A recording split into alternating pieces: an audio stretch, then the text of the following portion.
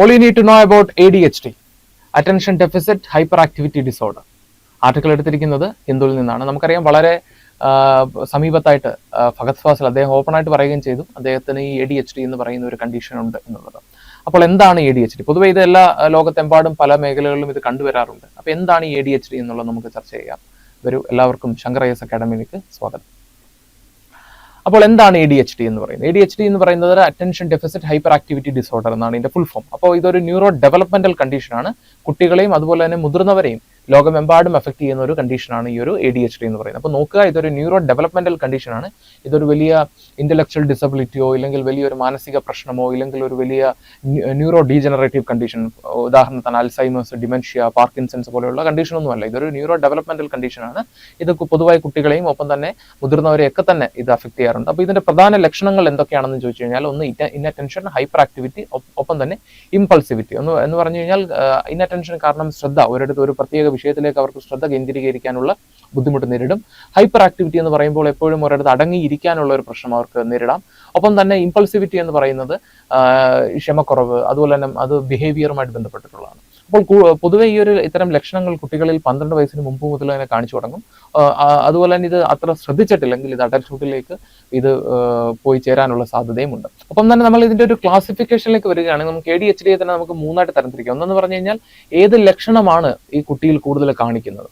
ഉദാഹരണമായി പറഞ്ഞു കഴിഞ്ഞാൽ ചില ആളുകൾക്ക് ശ്രദ്ധക്കുറവായിരിക്കാം ഏറ്റവും വലിയൊരു പ്രശ്നം, അഥവാ ഇൻഅറ്റൻഷൻ ആയിരിക്കാം ഏറ്റവും വലിയ പ്രശ്നം. ഇല്ലെങ്കിൽ ചില ആളുകൾക്ക് ഹൈപ്പർ ആക്ടിവിറ്റിയും ഇമ്പൾസിവിറ്റി ആയിരിക്കാം അവർ ഏറ്റവും കൂടുതൽ പ്രകടിപ്പിക്കുന്നത്. അപ്പോൾ ഇല്ലെങ്കിൽ രണ്ടും കലർന്ന ഒരു കണ്ടീഷനും ഉണ്ട്. അപ്പോൾ ഇങ്ങനെ നമുക്ക് 3ആയിട്ട് ഈ ഒരു ADHD നമുക്ക് ക്ലാസിഫൈ ചെയ്യാൻ സാധിക്കും.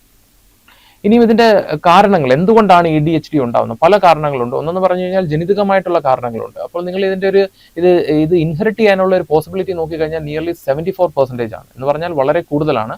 ഒപ്പം തന്നെ ഇതൊരു പോളിജനിക് ഡിസോർഡർ ആണ്. എന്ന് പറഞ്ഞു കഴിഞ്ഞാൽ ഒരു പ്രത്യേക ജീനിൽ ഉണ്ടാകുന്ന വ്യതിയാനം കാരണമോ ഇല്ലെങ്കിൽ ഒരു പർട്ടിക്കുലർ ജീനിൽ ഉണ്ടാകുന്ന പ്രശ്നം കാരണമോ അല്ല ADHD ഉണ്ടാകുന്നത്, മറിച്ച് നമ്മുടെ ജെനറ്റിക്സിൽ ഉണ്ടാകുന്ന ചെറിയ ചെറിയ വേരിയേഷൻസ് കാരണമാണ് കൂടുതലും ഈ ഒരു ADHD ഉണ്ടാകുന്നത്. ഇപ്പൊ നമ്മൾ ഉദാഹരണമായി പറഞ്ഞു കഴിഞ്ഞാൽ ബ്ലൂം സിൻഡ്രം, നമ്മൾ ഓൾറെഡി ഇതിനെക്കുറിച്ച് നമ്മൾ ഡിസ്കസ് ചെയ്ത് കഴിഞ്ഞു.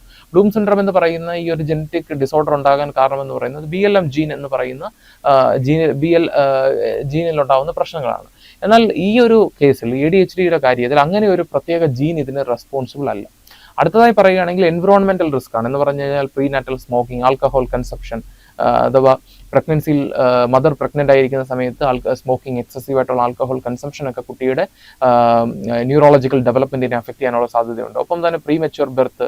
അപ്പോൾ പ്രീമെച്യൂർ ബെർത്തും ഇൻഡിക്കേറ്റ് ചെയ്യുന്നത് മെറ്റേണൽ കോംപ്ലിക്കേഷൻ ആണ്. അടുത്തെന്ന് പറഞ്ഞു കഴിഞ്ഞാൽ ലോ ബെർത്ത് വെയിറ്റ്. അപ്പം ലോ ബെർത്ത് വെയിറ്റ് ഇൻഡിക്കേറ്റ് ചെയ്യുന്നത് ന്യൂട്രീഷൻ ഡെഫിഷ്യൻസിയാണ്. ഒപ്പം തന്നെ ലെഡ് പോലെയുള്ള മെറ്റൽസുമായിട്ട് വളരെ ചെറുപ്പത്തിൽ അതിൽ നിന്നൊക്കെ ഉണ്ടാകുന്ന പൊല്യൂഷൻസ് ഇവരുടെ തലച്ചോറിന്റെ വളർച്ചയെ അഫക്ട് ചെയ്യാനുള്ള സാധ്യതയുണ്ട്. അടുത്തതായി പറയുന്ന മറ്റൊരു പ്രശ്നം എന്ന് പറയുന്നത് ന്യൂട്രീഷനായിട്ടുള്ള ബന്ധപ്പെട്ടിട്ടുള്ള പ്രശ്നങ്ങളാണ്. ഉദാഹരണമായി പറഞ്ഞു കഴിഞ്ഞാൽ അയൺ, സിങ്ക് മുതലായിട്ടുള്ള ന്യൂട്രീഷന്റെ കുറവ് അറ്റൻഷൻ ഡെഫിഷ്യൻസി ഹൈപ്പർ ഡിസോർഡറിലേക്ക് പോകാനുള്ള സാധ്യതയുണ്ട്. എന്ന് പറഞ്ഞു കഴിഞ്ഞാൽ നമുക്കറിയാം സിങ്കും അയൺ എന്ന് പറയുന്നത് ഒരു ന്യൂറോളജിക്കൽ ഡെവലപ്മെന്റ് ഒപ്പം തന്നെ കോഗ്നേറ്റീവ് ഡെവലപ്മെന്റിനൊക്കെ വളരെ ഇമ്പോർട്ടന്റ് ആയിട്ടുള്ള രണ്ട് ന്യൂട്രീഷൻ ഫാക്ടേഴ്സ്, എലമെന്റ്സ് ആണ്. പക്ഷേ ഇതിന്റെ കുറവ് കാരണം ചിലപ്പോൾ ഒരു പക്ഷേ അറ്റൻഷൻ ഡെഫിസിറ്റ് ഒക്കെ ഉണ്ടാവാനുള്ള സാധ്യതകളുണ്ട്. അതുകൊണ്ട് തന്നെ നമുക്ക് ഇവിടെ നോക്കിക്കഴിഞ്ഞാൽ ഈ ഒരു ന്യൂട്രീഷന്റെ കുറവുള്ളത് കൊണ്ട് തന്നെ ഇത് ലോ ഇൻകം ഗ്രൂപ്പുകളിൽ ഈ ഒരു attention deficit hyper activity disorder ഉണ്ടാവാനുള്ള സാധ്യത കൂടുതലാണ്. കാരണം എന്താണെന്ന് പറഞ്ഞു കഴിഞ്ഞാൽ അവർക്ക് വളരെ കുറച്ച് വരുമാനം കാരണം അല്ലെങ്കിൽ ദാരിദ്ര്യം കാരണം അവർക്ക് വേണ്ടത്ര ന്യൂട്രീഷൻ കുട്ടികളിലേക്ക് ഉറപ്പുവരുത്താൻ കഴിയാതെ പോകുന്ന ഒരു സാഹചര്യം ഉണ്ടാകാനുള്ള ഒരു വിഷയമുണ്ട്. അടുത്തായി പറയുന്നത് സൈക്കോ സോഷ്യൽ സ്ട്രെസ്സേഴ്സ് ആണ്. എന്ന് പറഞ്ഞു കഴിഞ്ഞാൽ ഫാമിലി ഇൻസ്റ്റബിലിറ്റി, കുടുംബ പ്രശ്നങ്ങൾ കാരണം ചിലപ്പോൾ മാതാപിതാക്കൾ ആൽക്കഹോൾ കൺസംഷനിലേക്കും എക്സസീവ് സ്മോക്കിങ്ങിലേക്കും ഡ്രഗ് അബ്യൂസിലേക്കൊക്കെ പോകാനും അല്ലെങ്കിൽ മാനസിക പ്രശ്നങ്ങൾ നേരിടാനുള്ള ഒരു സാധ്യതയുണ്ട്. അടുത്തതായി പറയുന്നത് പോവേർട്ടിയാണ്. നമുക്കറിയാം പോവേർട്ടി ഉണ്ടെങ്കിൽ വേണ്ടത്ര ന്യൂട്രീഷൻ ഉറപ്പുവരുത്താൻ കഴിയാതെ പോകുന്ന ഒരു സാഹചര്യമുണ്ട്. അടുത്തായി പറയുന്നത് പറഞ്ഞാൽ ലോ പേരന്റൽ എഡ്യൂക്കേഷൻ ആണ്. എന്ന് പറഞ്ഞു കഴിഞ്ഞാൽ പ്രോപ്പറായിട്ടുള്ള പേരന്റൽ എഡ്യൂക്കേഷൻ ഇല്ലെങ്കിൽ അവർക്ക് ആദ്യ കാലഘട്ടങ്ങളിൽ കുട്ടികളെ വേണ്ടത്ര ശ്രദ്ധിക്കാൻ കഴിയാതെ പോകാനുള്ള ഒരു സാധ്യതയുണ്ട്. ഒപ്പം തന്നെ ഇത് അടുത്തൊരു ഘട്ടത്തിലേക്ക് ADHD അടുത്തൊരു ഘട്ടത്തിലേക്ക് എത്താനുള്ള ഒരു സാധ്യതയുമുണ്ട്. ഇനി എന്തൊക്കെയാണ് റിസ്ക്, ആരൊക്കെയാണ് ഇതിന്റെ കൂടുതലായും ADHD വൾണറബിൾ ആയിട്ടുള്ള ആളുകൾ? ഒന്നെന്ന് പറഞ്ഞാൽ ജെൻഡർ വൈസ് നോക്കുകയാണെങ്കിൽ പെൺകുട്ടികളെക്കാൾ 3 മടങ്ങ് ADHD ഉണ്ടാവാനുള്ള സാധ്യത ആൺകുട്ടികളിലാണ്. ഇനിയും അതുപോലെ തന്നെ children with the family history of ADHD or psychiatric issues, അഥവാ മാനസികാരോഗ്യ പ്രശ്നങ്ങളുള്ള ഫാമിലി ഹിസ്റ്ററി ഉള്ളവരോ അല്ലെങ്കിൽ ADHD ഫാമിലി ഹിസ്റ്ററി ഉള്ള കുട്ടികളിലോ ഈ ഒരു ADHD ഉണ്ടാവാനുള്ള സാധ്യതയുണ്ട്. കാരണം ഇതൊരു ജെനറ്റിക് ഫാക്ടർ ഇവിടെ ഉള്ളതുകൊണ്ട്.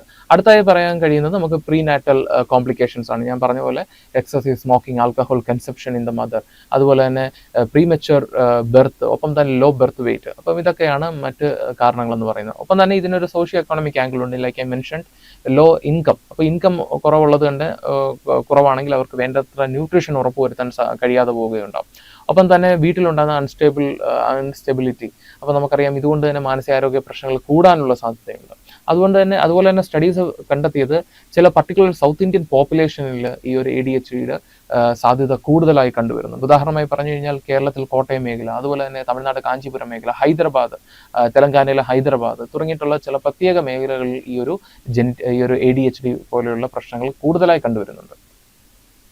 അതുപോലെ തന്നെ എന്ത് ട്രീറ്റ്മെന്റ് ആണ് നമുക്ക് കൊടുക്കാൻ കഴിയുന്നത് ADHD?